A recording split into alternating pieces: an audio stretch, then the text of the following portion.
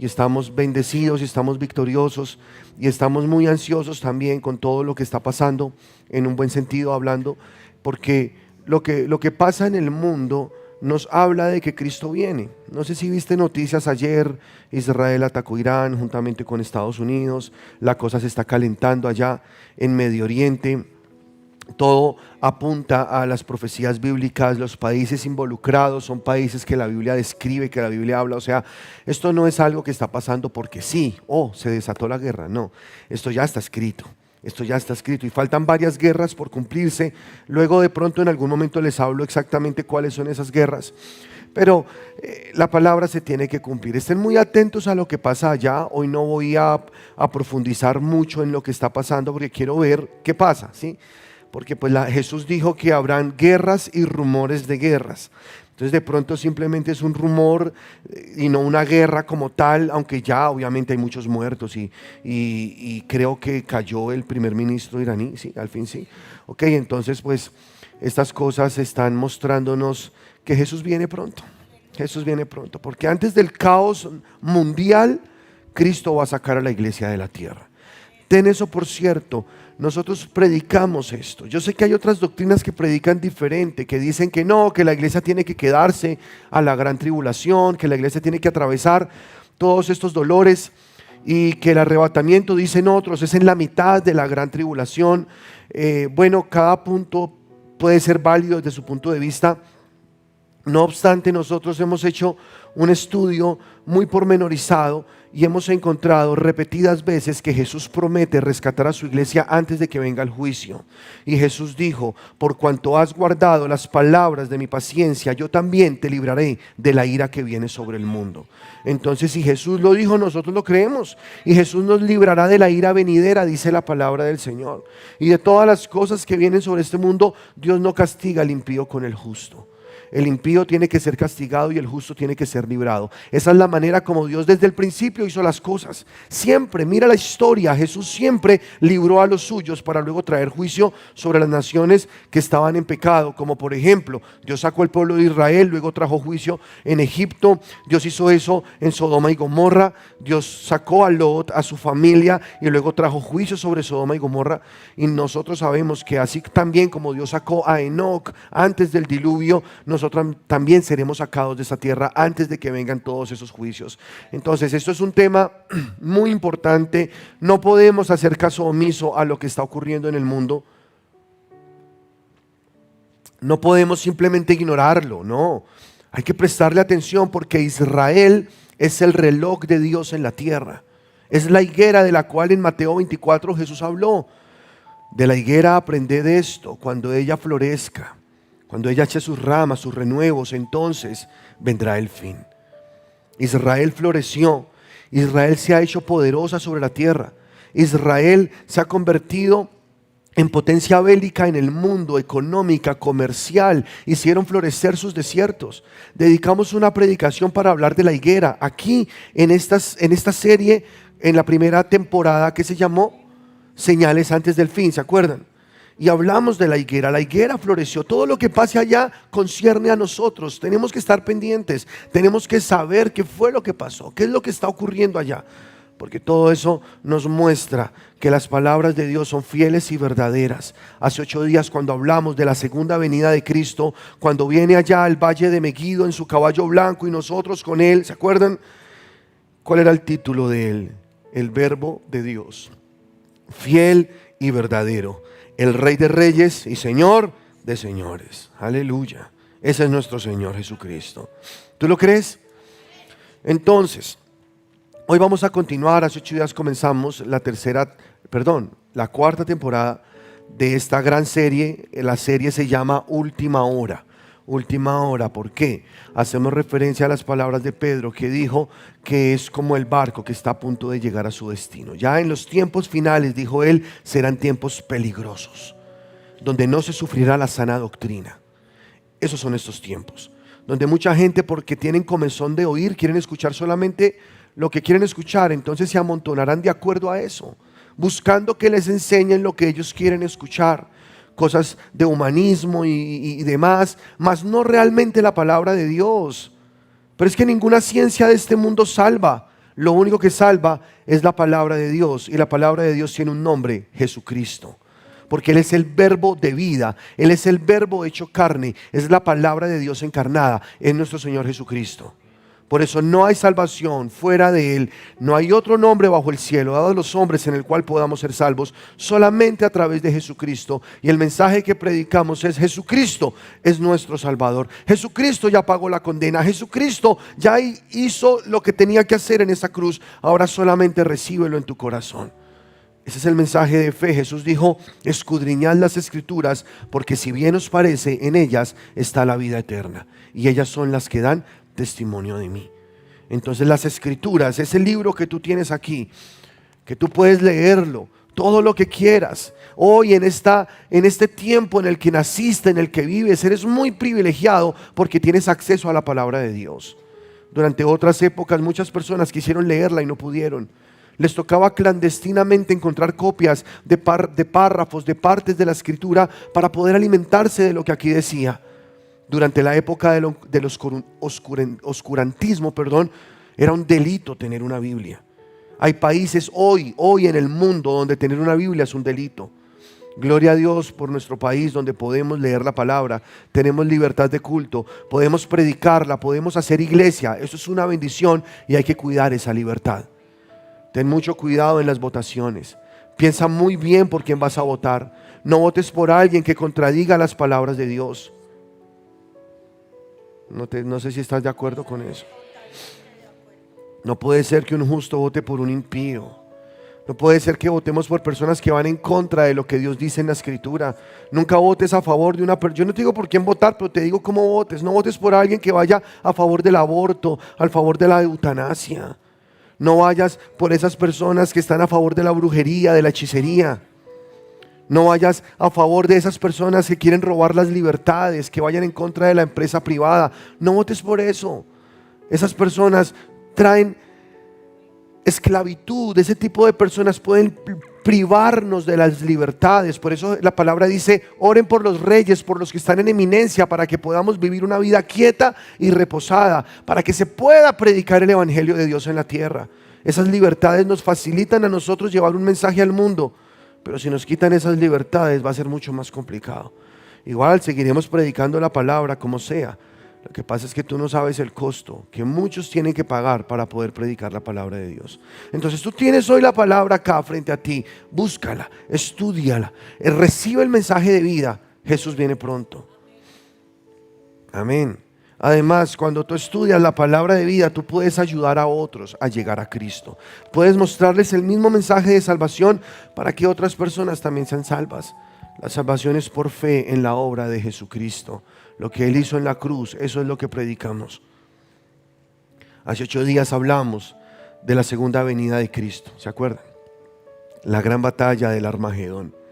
Cuando Jesús llega al valle de Megiddo, tenemos unas imágenes. Esas imágenes las tomamos nosotros en el viaje que tuvimos a Israel hace poco. Que por cierto fuimos muy bendecidos en ese viaje, ¿no? Porque miren, llegamos y se armó la guerra. Menos mal no tuvimos que quedarnos a ver juegos pirotécnicos, nos vinimos antes. Allá se armó la terrible, pero estamos aquí, gloria a Dios. Pero pudimos estar visitando estos lugares que son impresionantes. Aquí donde estamos parados, en el Monte Carmelo. El Monte Carmelo encabeza el Valle de Megiddo. Ese valle en su totalidad tiene un nombre y es el Valle de Jezreel, donde está ubicado el Valle de Megiddo, que en griego es Armagedón, donde se va a librar la gran batalla del Armagedón. Entonces yo les decía, Elías está parado acá en la montaña y está hablando con los profetas de Baal. Su mensaje, claro y contundente: ¿hasta cuándo claudicaréis entre dos pensamientos? Si Jehová es Dios, seguidle, y si Baal, id en pos de él. Y todo el mundo guardó silencio y no respondió a las palabras de Elías. El mismo mensaje que Jesús dio a la iglesia de la Odisea en los últimos tiempos. ¿Cuál fue? Yo conozco tus obras y no eres ni frío ni caliente, eres tibio, y por cuanto eres tibio te vomitaré de mi boca. Dime si no es parecido lo que le dijo Elías al pueblo, a los profetas de Baal, y lo que dijo Jesús a la iglesia de la Odisea, que representa esa iglesia tibia de los últimos tiempos. una iglesia que dice que es rica y se ha enriquecido, pero Jesús le dice: eres pobre, ciega, desventurada, miserable. Yo te aconsejo que de mí compres oro refinado en fuego para que seas rico, que unjas tus ojos con colirio para que veas, que te pongas vestiduras limpias.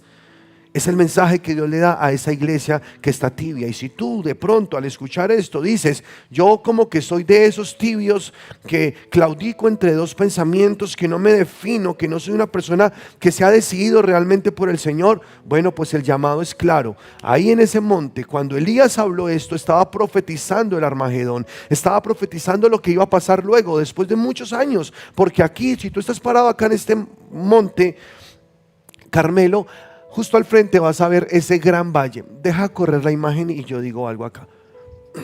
Todo ese valle, lo que pasa es que está nublado, pero es un valle gigantesco. Ahí al frente, por acá, por estos lados, más o menos acá abajo, está el arroyo de Sison, donde Elías degolló los 400 profetas de Baal. ¿A cuánto les gustaría ir allá? Chévere, ¿no? Y aquí a mano derecha ya les voy a mostrar, hay unas poblaciones, y derecho allá está lo que es conocido como Samaria, que es de donde Elías viene de hablar con el rey Acab para convocar el pueblo en este monte Carmelo y entregarles este mensaje. Entonces todo se une, la palabra de Dios es perfecta, porque aquí se ejecutó un juicio, fuego cayó del cielo, los profetas de Baal murieron, y luego todos se postraron y dijeron: Jehová es Dios. Y lo que decíamos hace 8 días, nosotros no estamos esperando que caiga el fuego del cielo para decir: el Señor Jesús es nuestro Señor. No, lo hacemos ya. No somos de los que vemos para creer, sino de los que creemos para ver. Amén. ¿Cuántos creen en Jesús como su Señor y Salvador? Entonces, ¿qué va a pasar ahí? Ahí tú estás viendo tu futuro. Te lo estoy mostrando en una pantalla, pero no te preocupes que muy pronto, después de 7 años de bodas con Jesús y del tribunal de Cristo, vamos a bajar con Jesús en caballos blancos. Jesús bajará en un caballo blanco, el fiel y verdadero, el que nunca ha mentido, el Rey de Reyes y Señor de Señores, y estará aquí en el aire, y nosotros también en caballos blancos con él. Pero dice la palabra que en el valle estarán los ejércitos unidos para pelear contra el Cordero. Pero pelearán contra el Cordero, y el Cordero los vencerá, porque Él es Señor de señores, Rey de reyes. Aleluya. Él es el Señor de señores. ¿Cuántos lo creen? El Rey de reyes. Y se convocarán las naciones, 3 espíritus en forma de ranas irán a hablar o a incitar a los reyes de las naciones para que vengan a pelear, para que vengan y se unan a esta guerra.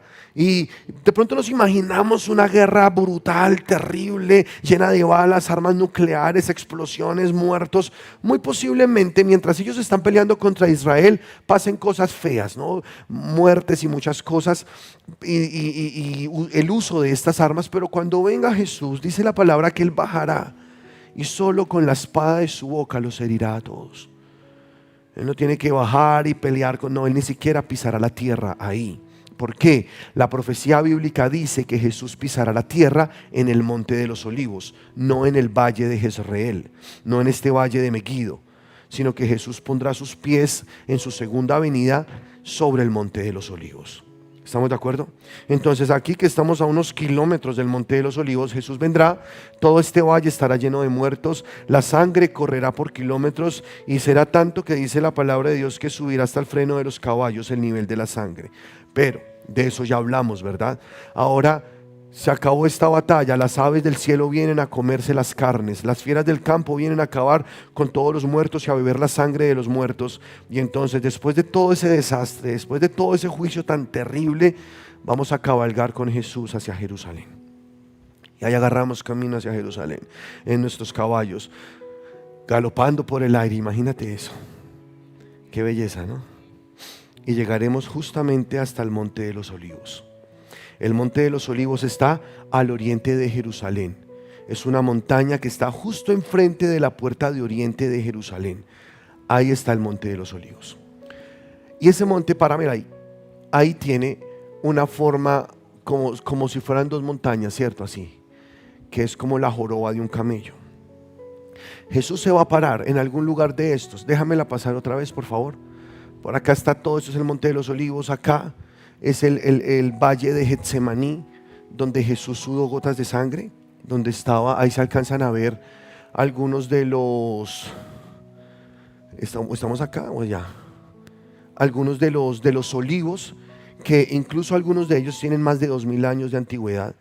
Se conocen porque el grosor de su tronco es muy grande, ya que el olivo desarrolla una bacteria que se lo come, y para protegerse de la bacteria pone otra capa de corteza ahogando la bacteria, y luego otra vez pasa lo mismo, y así pasa durante muchos años. Entonces, cuando el tronco de un olivo es muy ancho, quiere decir que tiene muchos años, y ahí tienen unas mediciones, y entonces hay muchos de los olivos que están allí que tienen más de 2000 años, y eso es fascinante, porque cuando Jesús sudó gotas de sangre, esos olivos estaban ahí viendo a Jesús. Tremendo, ¿no? Estaban ahí, los mismos están ahí, los mismos. Entonces ahí Jesús, cuando llegue en algún lugar de estos, Jesús, yo creo que va a ser más bien como a este lado, porque queda derecho a la puerta de Oriente, que está en Jerusalén. Jesús va a bajarse del caballo y va a poner sus pies sobre la tierra. ¿Cómo te parece ese momento tan poderoso? Eso es de película. Pero dime si tú lo crees. Yo también lo creo. Mira lo que dice la palabra del Señor. En Ezequiel, en el capítulo 11, versículo 23, dice la palabra de Dios así. Entonces, la gloria del Señor se levantó de la ciudad y se detuvo sobre la montaña que está al oriente. La montaña que está al oriente es la montaña de los olivos, el monte de los olivos. Jesús se levantó, dice la palabra, la gloria del Señor salió de Jerusalén y se posó en el monte del oriente, que es el monte de los olivos. ¿Qué nos dice la palabra? Que Jesucristo, un día después de estar allí, resucitado de los muertos, dándole instrucciones a sus discípulos, apareciéndose a más de 500 hermanos, a la vez con pruebas indubitables de que realmente Él es Jesucristo, el que estaba crucificado, el que derramó su sangre en esa cruz, pero resucitó y derrotó la muerte. Entonces, después de presentarse a ellos y hablar con ellos y estar unos días con ellos, decide salir de Jerusalén y sale por la puerta de Oriente y sube hasta el monte de los olivos, y entonces todos le seguían. Y cuando estaba Jesús ahí, entonces Jesús simplemente se elevó y se fue al cielo. Esa fue la última vez que Jesús estuvo pisando la tierra como hombre, se fue al cielo. Y lo vieron. Pero lo fascinante es que Ezequiel profetiza y dice que esto va a pasar mucho antes de que pase. Ya pasó, Jesús ya vino como hombre por primera vez, como el Cordero de Dios que quita el pecado del mundo. Jesús ya vino como el siervo sufriente, y Él era la gloria de Dios, y nadie sabía que Él era la gloria. La palabra del Señor dice que Él es el Rey de gloria. Pero los judíos no entendieron que Él es el Rey de gloria. Los judíos no lo aceptaron como su Mesías. Por eso la gloria del Señor salió de Jerusalén. Y esto es triste, porque cuando tú vas a Jerusalén, tú ves las personas frente al muro de los lamentos orando y lamentándose. Y hacen un movimiento continuo que es así. Yo creo que tú lo has visto en televisión. Ellos están ahí orando, y para ellos ese muro es sagrado. Porque según ellos, ese muro fue lo único que quedó en pie después de la destrucción de Jerusalén y del templo en el año 70 después de Cristo. Eso Jesús también lo había profetizado en el versículo 1, 2 y 3 del Sermón del Monte de los Olivos en Mateo 24. Jesús dijo: no quedará piedra sobre piedra, todo será derribado. Se cumplió al pie de la letra, el templo fue quitado. Y entonces ese muro, que para los judíos está más cerca del lugar santísimo, entonces para ellos la gloria de Dios reposa en ese muro. Y para ellos ese muro es sagrado, porque para ellos la gloria de Dios está ahí. Pero la palabra de Dios dice que la gloria de Dios salió de Jerusalén. Qué triste, ¿cierto? Eso no es más que religión, que idolatría, adorando unas piedras que ni siquiera es el muro real, porque el muro real está bajo tierra, sino que lo construyeron hacia arriba, y ni siquiera es ese muro real. Hay un pedazo cuando tú entras a la biblioteca ahí junto al muro de los lamentos, y se ve el muro original, está ahí, está debajo de la tierra. Pero ellos adoran ahí, adoran ahí. Incluso ponen peticiones enrolladitas en papeles para pedirle a Dios, porque según ellos y según mucha gente, la presencia de Dios está ahí, y Dios ahí sí responde. pero mi Dios está conmigo acá, está en mi casa, está en esta iglesia, está contigo, donde quiera que lo invoquemos, Él responde. Tú no necesitas papelitos, tú no necesitas ir hasta esa montaña, porque la gloria de Dios salió de ahí y ¿sabes ahora dónde está? Ahí en tu espíritu. La gloria de Dios está en ti. Tú eres un portador de la presencia de Dios. Tú eres un hijo de Dios y tienes la gloria del Señor. Porque Jesús dijo, yo me voy, pero no los dejo solos. Les enviaré mi espíritu que estará en ustedes y estará con ustedes todos los días hasta el fin del mundo. Y ahí en esa montaña donde estábamos ubicados en la otra foto, le decía a ellos, quédense en Jerusalén, permanezcan hasta que venga sobre ustedes el Espíritu Santo. Y dicen en Hechos capítulo 1 versículo 8, pero recibiréis poder cuando haya venido sobre vosotros el Espíritu Santo. Y me seréis testigos en Jerusalén, en toda Judea, en Samaria y hasta lo último de la tierra. Y los de lo último de la tierra estamos aquí presentes porque estamos literal al otro lado del mundo, pero estamos y creemos en ese Jesús que venció la muerte. Aleluya, la palabra de Dios se cumple. Jesús vino a esta tierra, hizo su trabajo. Él caminó en esta tierra. Y ahora sí ponme otra las puertas. Ahora te voy a mostrar esta puerta de oriente. Por esa puerta entró Jesús en un burrito. ¿Se acuerdan? Y sacaban palmas y decían, bendito el que viene en el nombre del Señor. Él entró, pero luego lo mataron. ¿Sí se acuerdan? Entró en un burrito. Pues según la profecía bíblica, después de que Jesús se estacione en el monte de los olivos, que queda justo al frente de esta puerta, Jesús va a entrar por esa puerta. Jesús va a entrar por esa puerta, pero ya no como el Cordero de Dios que quita el pecado del mundo. Ahora entrará como el Rey de Reyes y Señor de Señores, a tomar su trono, a tomar su poder, a reinar sobre la tierra. Así entrará nuestro Señor Jesucristo y nosotros con Él.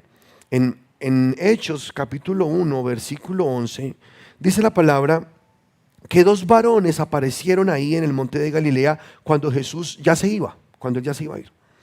Y entonces les dijeron así, hombres de Galilea, ¿por qué están aquí parados mirando al cielo? Jesús fue tomado de entre ustedes y llevado al cielo, pero un día volverá del cielo de la misma manera en que lo vieron irse. Después los apóstoles regresaron del monte de los olivos a Jerusalén a 1 kilómetro de distancia. Y la palabra es tan específica que para asegurarse de que todo quede claro, nos da el kilómetro, los metros de distancia que hay, nos dice exactamente cuál es el monte, nos dice que está justo al frente de la puerta de oriente, y gloria al Señor porque Dios no miente, y el Señor lo cumplirá. ¿Cuántos lo creen? Ahora, lo interesante de esta puerta por donde va a entrar Jesús, ¿qué es? Que está sellada. ¿Sí se dieron cuenta?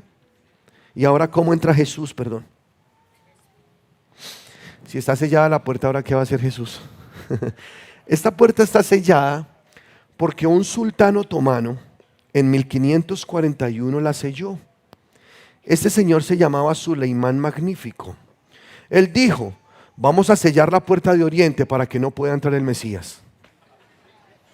Pobre bobito, ¿cierto? Vamos a sellar la puerta de oriente porque él entendió las profecías bíblicas y dijo, si el Mesías tiene que entrar por aquí, pues yo le cierro la puerta para que no pueda entrar. Suleimán Magnífico no solo hizo esto, sino que puso un cementerio musulmán frente a la puerta. Por aquí tenemos imágenes, miren, esto que están viendo aquí es un cementerio musulmán que está justo al frente de la puerta. Solo lo separa una callecita delgada por donde uno camina, por donde David está grabando el video. Y ahí está de un lado el cementerio musulmán y de este lado está la puerta de oriente. ¿Sí? Está pegado. Ahora, ¿por qué él puso ese cementerio ahí? Porque un rabino no puede contaminarse con muertos. Entonces, según él, Jesús, la resurrección y la vida, no puede pasar por ahí porque ahí van a haber muertos. Y como él es el rabino, entonces no puede entrar. Pobrecito, ¿cierto? Ahí cuando ustedes están mirando, devuélveme la imagen y yo les muestro otra cosa. Ponla otra vez, por favor. Esa que está ahí. Allá atrás, si se dan cuenta, todo eso que está allá, ese es otro cementerio, pero es un cementerio de judíos, no de musulmanes. Y tener un lugar en ese cementerio es muy costoso. Creo que allí se ve mejor, en este lado. Pásamelo, déjalo andar. Bueno, hay un cementerio.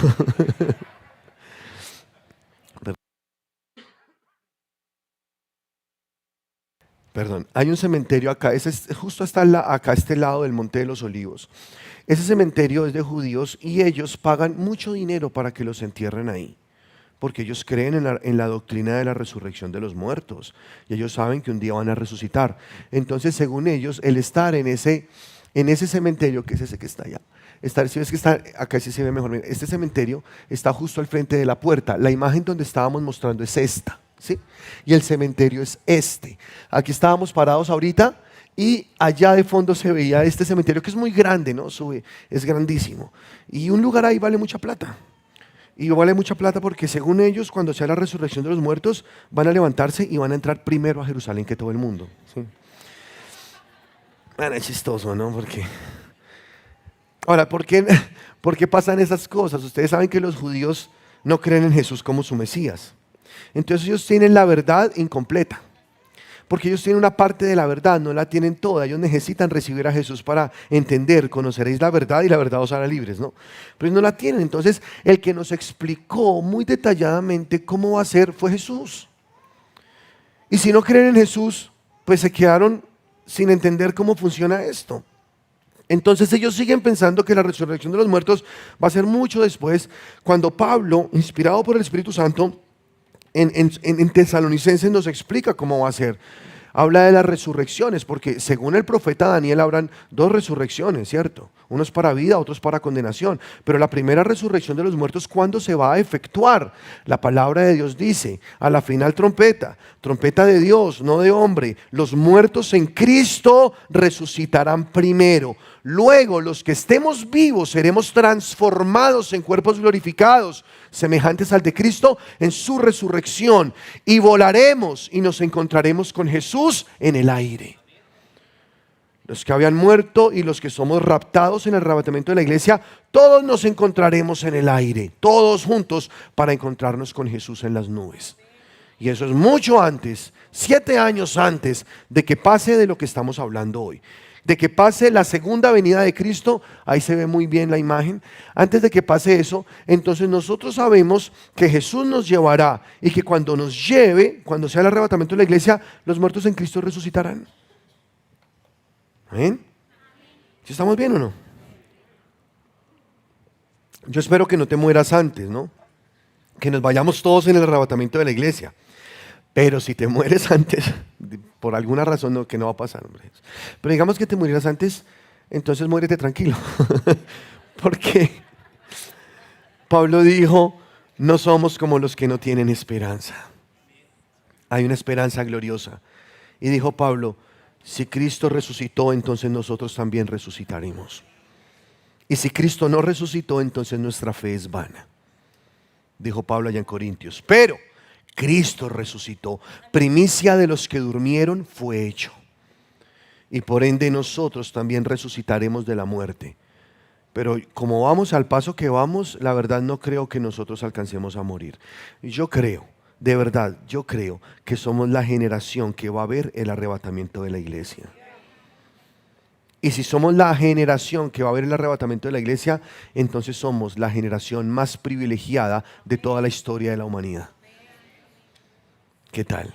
Los que nunca murieron. En el cielo nos van a llamar así, los que nunca murieron. Y nos vamos a encontrar a Pedro, a Juan, a todos. Y ¿qué más? Bien. Pues sí. Ay, no, pues tan creído porque nunca murió. Nosotros, ay, sí, pues la mera humildad, como dicen. ¿Qué hacemos? Pero dime si no sería algo muy especial ser de esos que nunca conocieron la muerte, que no sintieron los dolores de la muerte. Nosotros, que seamos transformados en un abrir y cerrar de ojos.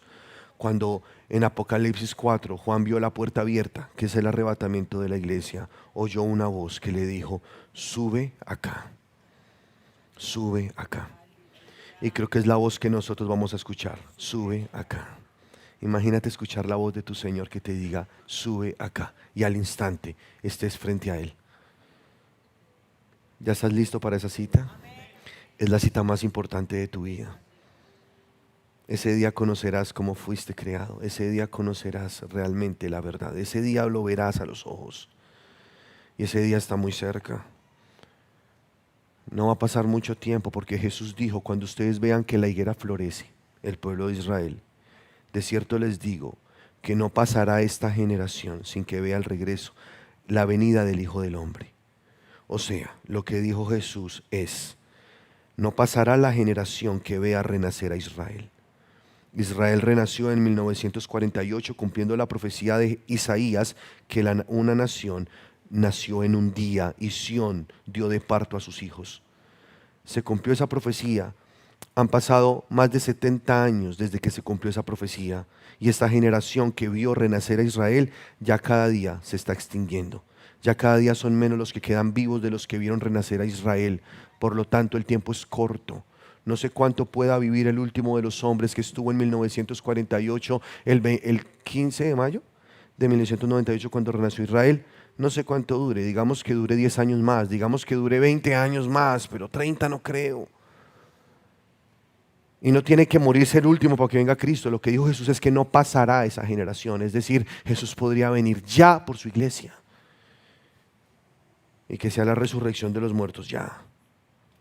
Y si Cristo viniera ya, ¿te vas o te quedas en esa silla?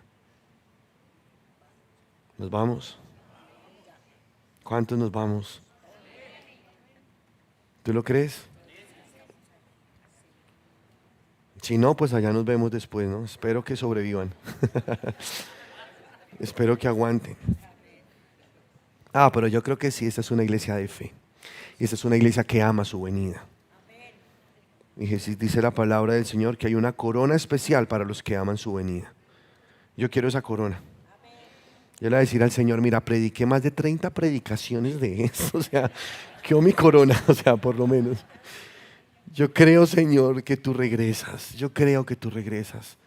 Y nosotros lo creemos porque el título de Él es fiel y verdadero. Él es nuestro Señor. Y Jesús regresará. Aleluya. ¿Cuántos lo creen? Amén. Ahora, lo interesante de este señor Suleimán magnífico, este sultán otomano, que cuando selló esa puerta en 1541, para evitar que Jesús entre, no sabía que estaba cumpliendo una profecía. O sea, él sin saberlo estaba obedeciendo lo que la palabra de Dios decía. En Ezequiel capítulo 44, versículo 1 dice así: me hizo volver hacia la puerta exterior del santuario, la cual mira hacia el oriente, y estaba cerrada. Y me dijo Jehová: esta puerta estará cerrada, no se abrirá ni entrará por ella hombre, porque Jehová Dios de Israel entró por ella. Estará por tanto cerrada. ¿Cómo te parece? Es que la palabra es poderosa. Ahí está. Ver esa puerta cerrada es entender que Dios nunca dijo mentiras, que Dios dice la verdad y que usó un pagano para hacerlo, que usó un hombre que no creía, un hombre que quería oponerse al plan de Dios, y oponiéndose resultó haciendo el plan de Dios. Se cerró la puerta por donde entró un día Jesús. Y es que esta puerta es importante porque derecho en esa puerta tú entras al templo, o donde debería estar el templo. No sé si me puedes dar un plano general de Israel, de Jerusalén, donde se vea esta puerta. Miren acá, párala ahí, porfa. Aquí estamos en el Monte de los Olivos, ¿cierto? Parados. Y allá al frente está la puerta de Oriente. ¿Por qué se llama la puerta de Oriente, o la puerta del sol, o la puerta dorada? La llaman así de diferentes maneras, porque esa puerta apunta directamente hacia el oriente, desde donde vendrá nuestro Mesías. ¿Estamos? Vendremos con nuestro Mesías, ¿no? Porque vendremos con Jesús. Amén. Y entonces esa puerta va directo así, o sea, acá está un poco de lado la foto, digamos que sería algo así, ¿sí? Entonces entraría por esa puerta y al fondo está el templo. Pero sí, yo sé, no hay templo. Lo que ustedes ven con ese domo dorado no es el templo. Eso es una mezquita árabe. Se llama la mezquita de Omar, que ellos construyeron en el lugar donde debería estar el templo, allá. Esa mezquita está puesta donde no debería estar puesta. Esa discordia también fue profetizada, ¿no? Y esa ¿cómo se dice? Esa profanación del lugar santo, de ese monte santo que Dios dijo donde estaría la gloria de Jehová para siempre, que es donde Jesús reinará 1000 años, fue profanada y pusieron un lugar para adoración pagana. Pero eso va a cambiar. Hay dos opciones. Una, que esa mezquita sea destruida para que pueda ser construido el templo de los judíos. O dos, resulta que haya grandes probabilidades que esa mezquita no está puesta exactamente donde estaba el templo, sino está un poquito al lado. Y los judíos están estudiando eso, porque si esta mezquita, la mezquita de Omar, fue puesta en el lugar incorrecto, entonces justo al lado habría un espacio suficiente para construir el templo, el tercer templo, que es el templo que se profetiza en la Biblia, para que entonces pueda venir Jesucristo a reinar. Y también para que el anticristo pueda entrar y tomar lugar, ¿se acuerdan? Ya hablamos de eso. O sea, ese templo se va a reconstruir y es una de las pocas señales que faltan que se reconstruya el templo de los judíos. Lo asombroso es que ya todo está listo para reconstruirse el templo. Incluso nosotros fuimos y vimos la menorá. Está hecha de oro puro. ¿Cierto? ¿Quiénes están acá de los que fuimos a Israel? Levántenme la mano. Allá está Kate, allá está Ferchito, por acá está Caro. Qué pena, Caro, que por la luz no te vea bien. Allá, ¿cierto? ¿Se acuerdan? La menorá en un cristal gigantesco, una cosa espectacular, hecha en oro puro. Ya todo está listo, apenas se construya el templo, ya están los utensilios, las ropas de los sacerdotes, ya están los muebles de todo el templo, del lugar santo, santísimo, de los atrios, todo ya está listo. Y los judíos con su tecnología podrían reconstruir ese templo en 3 días, en una semana. Entonces, para que se dé esa profecía, créanme, eso no va a trancar los tiempos. Lo que pasa es que Dios sabe cómo está haciendo las cosas y las fichas se están moviendo y hay temas diplomáticos que no permiten la reconstrucción del templo hoy, pero como sea, se reconstruirá ese templo, porque por esa puerta Jesús entrará directo al templo y se sentará y la gloria de Dios regresará a Jerusalén y desde ahí Jesús regirá las naciones y reinará por 1000 años y Él será en esta tierra el Rey de Reyes. Aleluya. Entonces imagínate cómo las cosas se han venido dando de una manera tan sobrenatural. Jesús va a pasar, pero ¿cómo lo va a hacer entonces si la puerta está cerrada? ¿Cómo lo va a hacer si hay un cementerio ahí? No, Él va a venir en cuerpo. Claro, cuerpo. ¿Tú te imaginas a Jesús parado frente a la puerta diciendo, no, y ahora yo qué hago? ¿Cómo le hacemos? No, y ahora esos muertos ahí no. ¿Tú crees que el Señor se va a varar? Yo tengo la respuesta para eso. Zacarías capítulo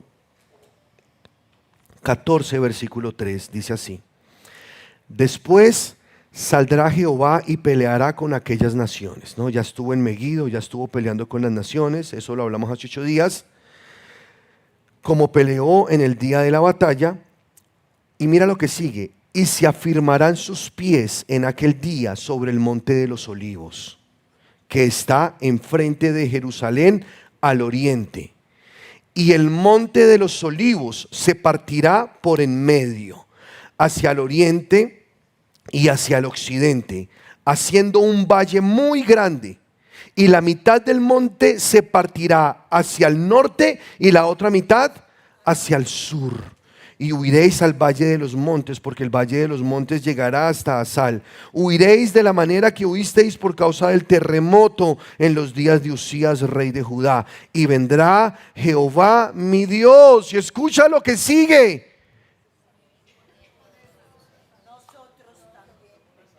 Y con él todos los santos. Aleluya. ¿Sí lo crees? ¿Cuántos son los santos del Señor aquí? La palabra nos llamó santos a nosotros, porque fuimos santificados, porque fuimos lavados en inocencia en la sangre del Cordero, porque fuimos renacidos de una simiente incorruptible, porque somos santos en nuestro espíritu, porque fuimos declarados justos a través de la fe en Jesucristo. En Romanos 5:1 lo dice: somos justificados por la fe y tenemos paz para con Dios por medio de nuestro Señor Jesucristo. Así como Abraham, que fue antes de la ley, Abraham creyó a Dios y le fue contado por justicia. y por eso fue llamado amigo de Dios. Tú no eres justificado por las obras de la ley, tú eres justificado por creer en fe, por creer que Jesucristo es el Mesías, por creer que Jesucristo es tu Señor, por creer que Él murió en esa cruz para pagar tu condena. Cuando tú aceptas a Jesús como tu Salvador, tu Señor, eres declarado un santo hijo de Dios. Ahora Jesús está de pie en el monte de los olivos, afirma su pie, y donde el hombre puso puertas de piedra, Jesús provoca terremotos, porque dice la palabra que al poner sus pies, el monte de los olivos se va a partir en dos, del oriente al occidente, de donde viene Jesús hacia el occidente, justo hacia la puerta oriental de Jerusalén, y el monte se abrirá, una parte hacia el norte, otra parte hacia el sur, formando un gran valle, abriendo camino, como diciendo: permiso que aquí llegue yo. Y entrará y se sentará en Jerusalén. Aleluya. Qué poderoso, ¿cierto? Esto nos emociona mucho. ¿A ustedes los emociona? ¿De verdad? Aleluya. Esto dice la palabra del Señor. Y sus palabras son fieles y verdaderas. Y sus santos con Él. Y con Él todos los santos. Con Jesucristo. No sé si ahí todos nos bajamos de los caballos. No sé cómo será. O no sé si entramos ahí por ese gran valle que se formará. Pero entraremos con Jesús. Y Jesús entrará por esa puerta y nadie impedirá que Él entre. Jesús cumplirá su palabra y por eso dejó escrito todo lo que va a hacer, cómo lo va a hacer. Entonces, por más que quieran sellar puertas, Jesús va a entrar. Y entonces dice Salmos en el capítulo 24, versículo 7: abran los portones de Jerusalén. Me encanta eso. Abran los portones de Jerusalén. Es porque estaban cerrados, ¿cierto? Abran los portones de Jerusalén. Dejen abiertas sus antiguas entradas. Está pasando el Rey poderoso. Aleluya, aleluya. ¿Está pasando quién? El Rey poderoso. ¿Y quién es este Rey poderoso? Él es Dios de Israel, Dios fuerte y valiente. Es nuestro Dios, el valiente guerrero. Abran los portones de Jerusalén, dejen abiertas las antiguas entradas. Está pasando el Rey poderoso. ¿Y quién es este Rey poderoso? Él es Dios de Israel, el Rey poderoso. Él es el Dios del universo. Aleluya. ¿Cuántos le dan la gloria al Rey del universo? Él es el Dios de dioses, Él es el Señor de señores, Él es el Todopoderoso. Aleluya. Abran las puertas, permiso, ahí viene el Rey. Ese es el momento más esperado de la historia. Jesús como Rey. Los judíos esperan un Rey. Los judíos no conciben que Jesús sea el Rey porque vino a morir en una cruz, porque derramó su sangre, porque no se defendió. Para ellos es raro entender que Jesús sea el Rey, porque ellos durante la historia han esperado el Rey que se levantará y va a reinar desde Jerusalén precisamente, y va a convertir a Israel en esa nación grande, poderosa, en esa nación como era al principio. Pero ¿sabes algo? Ellos no entienden todo como lo decía ahora, porque ellos no creen en las palabras del fiel y verdadero. ¿Quién nos pudo explicar mejor esto sino Jesús?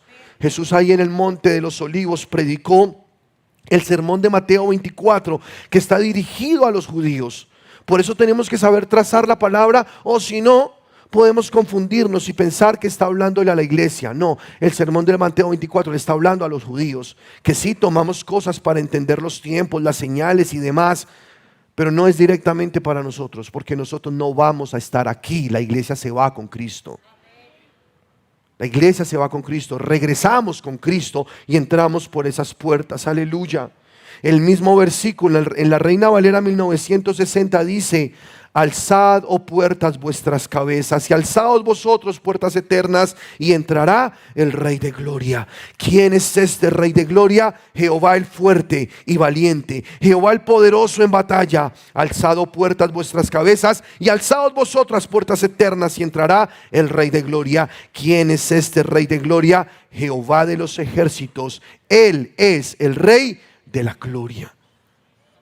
Y luego dice Selah. Y nosotros ya hablamos de lo que significa Selah, una palabra que aparece repetidamente en los salmos. Su significado es detente y respira. Detente y medita en lo que acabaste de leer, porque es importante. Inhala, exhala. Pronuncia el nombre de Dios con tu aliento y espera que esa palabra se profundice en tu corazón, porque son palabras de vida eterna. Porque el Rey de Gloria regresará, el Rey de los cielos, el Rey del universo regresará. Detente y respira, porque esto tiene que ver contigo. Tú eres parte de sus santos. Aleluya. El Rey de Gloria viene, iglesia. El Rey de Gloria viene. Y lo predicaremos, y que nos digan locos y que nos digan lo que sea, pero nos vamos con nuestro Señor. ¿También se burlaron de Noé o no? También dijeron que estaban locos, pero cuando llegó el diluvio, ahí sí todos querían entrar al barco. Era tarde. Nosotros no somos de los que retrocedemos, dice la palabra de Dios. Nosotros nos enfocamos en lo que está delante. Nosotros creemos que en esa cruz se pagó un precio muy alto y que hoy con nuestra redención podemos vivir una vida santa para Dios. Porque la santificación del cristiano es el resultado de su salvación, no al contrario. No como muchos dicen que tú tienes que santificarte para entonces poder ser salvo. No, eso lo pagarías tú entonces. Lo pagó Cristo. Él te salvó y por esa salvación es que tú puedes santificarte. Primero eres salvo y después de ser salvo, el Espíritu de Dios hace un proceso de transformación. Y tú vienes a una iglesia para recibir una palabra que te santifica. Porque Jesús a través de la palabra santifica a su iglesia. Allá en Efesios lo dice, Cristo santificó a su iglesia a través del lavamiento del agua por la palabra para presentársela a sí mismo como una esposa gloriosa, sin mancha, sin arruga. La palabra de Dios es lo que te hace a ti cada día más como Jesús. En esta iglesia recibimos a los perdidos, en esta iglesia se salvan los perdidos, pero una vez son salvos, entonces crecen los salvos.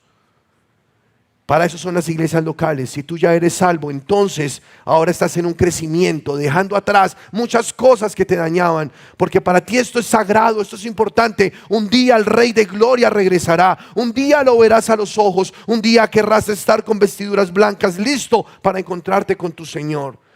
Para tener este desfile de gala entrando por Jerusalén. El mejor desfile en toda la historia de la humanidad. Nunca ha existido algo tan majestuoso, tan poderoso, tan grande. Es el Rey de Reyes y Señor de Señores entrando a tomar el gobierno absoluto de esta tierra.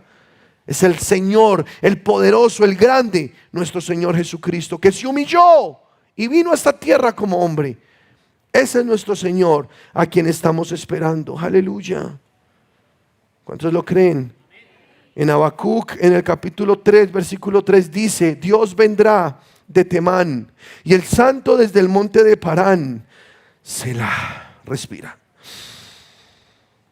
Porque cuando la palabra de Dios está describiendo estos montes, está hablando de los montes que rodean el monte de los olivos, mostrando que Jesús viene directamente desde el valle de Megiddo y viene directo hacia el monte de los olivos. Esto es maravilloso, porque Jesús nos explicó geográficamente cómo va a ser. Su gloria, dice, su gloria cubrió los cielos y la tierra se llenó de su alabanza, y el resplandor fue como la luz, rayos brillantes salían de su mano y allí estaba escondido su poder. Delante de su rostro iba mortandad y de sus pies salían carbones encendidos. A sus pies, salían carbones encendidos. Se levantó y midió la tierra, miró e hizo temblar las gentes. Los montes antiguos fueron desmenuzados, los collados antiguos se humillaron, sus caminos son eternos. Aleluya. En Ezequiel, en el capítulo 43, versículo 1 dice, me llevó luego a la puerta que mira hacia el oriente, y he aquí la gloria del Dios de Israel que venía del oriente. Aleluya. Ahí regresó la gloria a Israel. ¿Se acuerdan que habíamos leído en Ezequiel que la gloria salió de Jerusalén y se posó sobre el monte de los olivos?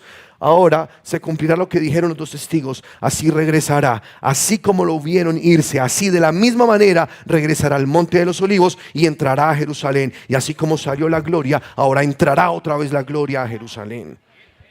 Él es el Rey de gloria, aleluya. Aleluya. Así entrará nuestro Señor Jesucristo, aleluya. Y su sonido era como el sonido de muchas aguas. Y la tierra resplandecía a causa de su gloria. Y el aspecto de lo que vi era como una visión, como aquella visión que vi cuando vine para destruir la ciudad. Y las visiones eran como la visión que vi junto al río Quebar. Y me postré sobre mi rostro, y la gloria de Jehová entró en la casa por la vía de la puerta que daba al oriente. Y me alzó el espíritu y me llevó al atrio interior, y aquí que la gloria de Jehová llenó la casa. O sea, aquí Ezequiel específicamente está hablando del templo. Él pudo en su espíritu tener una visión del ingreso de Jesús a Jerusalén. Y él pudo ir hasta el atrio interior y ver cuando Jesús entró por el atrio exterior al templo. ¡Oh, poderoso! Porque el templo será construido de acuerdo al diseño de Dios. Así será el templo, como el templo que hizo Salomón. Y Jesús entrará, pero dice la palabra, y la gloria llenó el templo.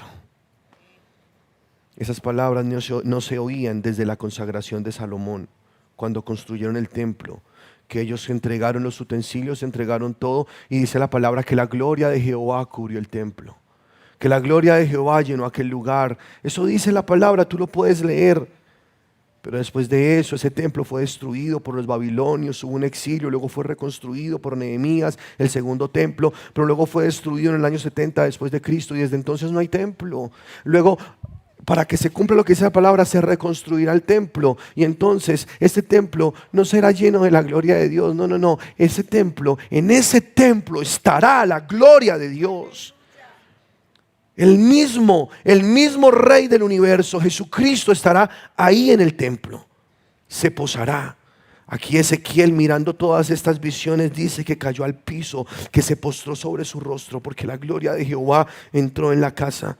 Y explica específicamente por dónde entró la gloria: por la puerta de oriente, que viene del monte de los olivos. ¿No te parece poderoso? Qué preciso es hacia la puerta que haya sido sellada por su Leimán magnífico. ¿No te parece poderoso que todas las cosas se han venido dando perfectas? Todo preparándose para la entrada triunfal de nuestro Señor Jesucristo. Aleluya, aleluya. ¿Cuántos lo creen? Dice Mateo en el capítulo 23, en el versículo 12.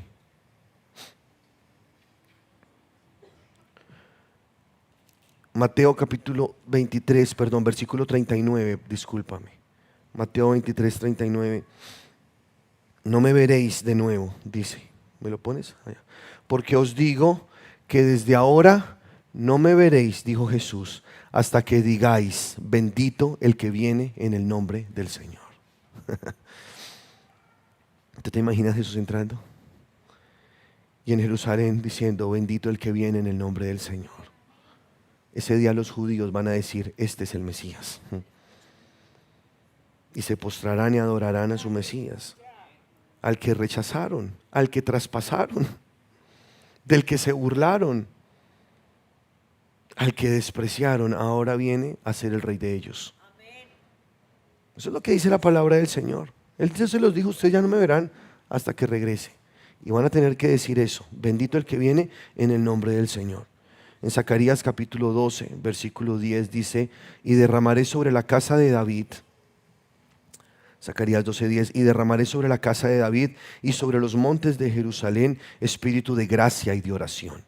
Y mirarán a mí, escucha, mira lo que dice la palabra de Jesús, y mirarán a mí, a quien traspasaron, y llorarán como se llora por un hijo unigénito, afligiéndose por él como quien se aflige por el primogénito.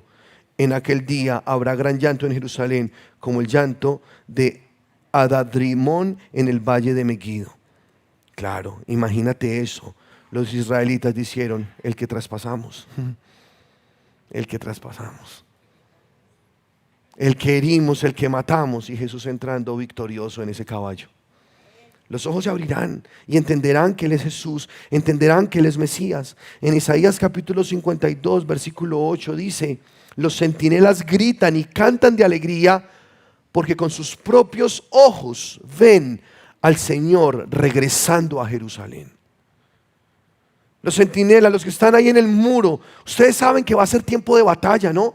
Va a ser tiempo fuerte. Las naciones están reunidas para pelear allá en el Valle de Megiddo, que está a unos cuantos kilómetros del Monte de los Olivos frente a Jerusalén. Pero dice aquí la palabra de Dios que los centinelas gritan y cantan de alegría, porque con sus propios ojos ven al Señor regresando a Jerusalén. Que las ruinas de Jerusalén canten de alegría, porque el Señor ha consolado a su pueblo, ha redimido a Jerusalén. El Señor ha manifestado su santo poder ante los ojos de todas las naciones, y todos los confines de la tierra verán la victoria de nuestro Dios. Aleluya. ¿Cuántos creen que Cristo viene? Isaías 62:11. El Señor ha enviado el siguiente mensaje a cada país: díganle al pueblo de Israel: miren, ya viene su Salvador, vean, Él trae consigo su recompensa. Serán llamados el pueblo santo, el pueblo redimido por el Señor, y Jerusalén será conocida como el lugar deseable, la ciudad ya no abandonada. Jerusalén, el lugar de la discordia del mundo. Jerusalén, el lugar que ocasiona más problemas en el mundo, por lo cual son las guerras de las naciones. Jerusalén, ese lugar, por fin en ese lugar habrá paz. En ese lugar se sentará Jesucristo nuestro Señor y Salvador. Aleluya. Y hay tantas profecías que siguen a lo largo de los profetas en el Antiguo Testamento que podría mostrarte y mostrarte, pero quiero que nos pongamos de pie, por favor. ¿Cuántos creen que viene el Rey de Gloria? Pero te voy a dar un último versículo, si me lo permites. Zacarías 14:8. Escucha. Zacarías 14:8. Acontecerá también en aquel día. ¿Están conmigo? Acontecerá también en aquel día que saldrán de Jerusalén aguas vivas, la mitad de ellas hacia el mar oriental y la otra mitad hacia el mar occidental, en verano y en invierno. Y Jehová será rey sobre toda la tierra. En aquel día Jehová será uno, y uno su nombre. Y tú sabes cuál es ese nombre. Dice en Filipenses en el capítulo 2, en el versículo 5: haya pues en vosotros el mismo sentir que hubo en Cristo Jesús, el cual, siendo en forma de Dios, no estimó el ser igual a Dios como cosa a que aferrarse, sino que se despojó a sí mismo, tomando forma de siervo, hecho semejante a los hombres. Pásamela.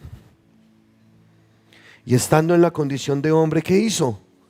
Se humilló a sí mismo, haciéndose obediente hasta la muerte y muerte de cruz.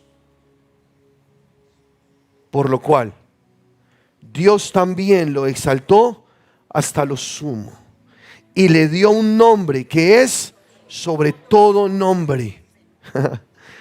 Y dice el versículo 10: para que en el nombre de Jesús, porque no es otro, nuestro Salvador es Jesús. Él es el Mesías, Él es el Señor Dios Todopoderoso, Él es el Rey de Reyes, Él es el que tiene un nombre que es sobre todo nombre.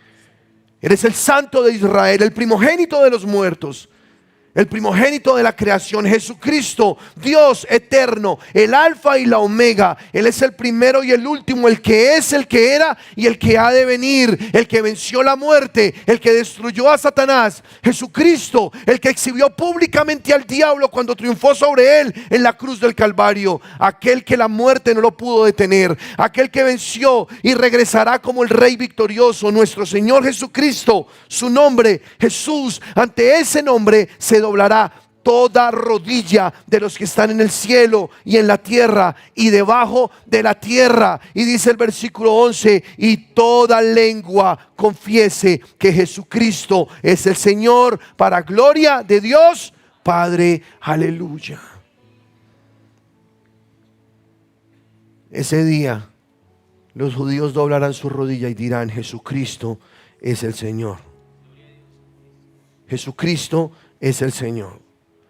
Tú y yo hoy hacemos esa misma confesión: Jesucristo es el Señor. ¿Tú crees en Jesús? ¿Tú crees que Jesucristo es tu Señor? Si tú ya recibiste a Jesús como tu Salvador, qué bien. Dice la palabra: el que es santo, santifíquese más. El que es puro, purifíquese más.